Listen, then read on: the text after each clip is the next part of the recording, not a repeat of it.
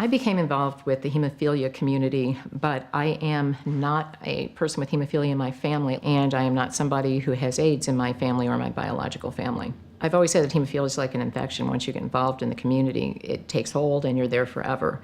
I became involved because my husband's best friend, who was his best friend forever, had hemophilia. They had rules how Ralphie didn't get hurt when they were playing.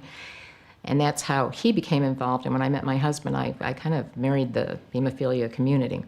I had left my job with the public defender's office to come work in advocacy programs. I became just totally immersed in hemophilia advocacy, partially because I was so amazed by the people and their resolve to find justice.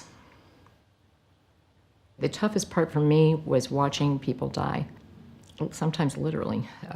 I ran the advocacy program that helped people with Social Security and SSI, so they had benefits. We helped them find insurance sources. And my favorite thing was helping them to get organized and involved and go to the Hill, write letters. But what really got me, I'll never forget Rich Darian, young man in his 20s, late 20s, early 30s, and we went to the Hill and we saw his legislators, and he actually looked at the people and said, "I'm here today and I'm really worried about my child because I'm going to be dead before my child gets out of school.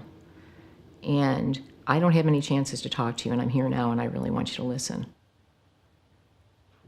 The Ricky Ray Relief Act was basically a bill that asked for Congress to appropriate, it was $950 million, to put it in a pot and to distribute it to people who were affected by hemophilia.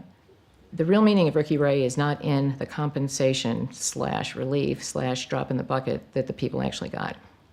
That's almost meaningless.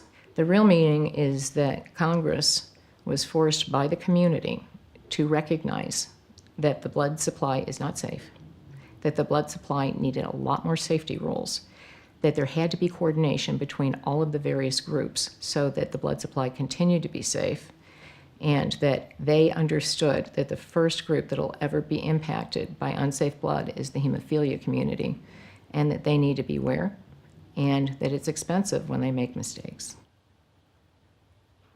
It took almost a decade to get from the beginning, when people wanted it, through the authorization, where it was a law that said you should do this, an empty pot. The first part was getting the bill authorized. I was one of the last people out of DC that day.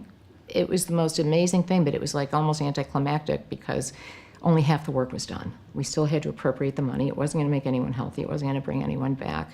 But it told us that a small group of people could limp through the halls, and that's what we did, and get Congress to stand up and take notice of an injustice. Maybe not take the steps I think they should have taken, but take notice and put it in writing that a tragedy happened, that the government was not on top of it, and that they owed the community a measure of relief.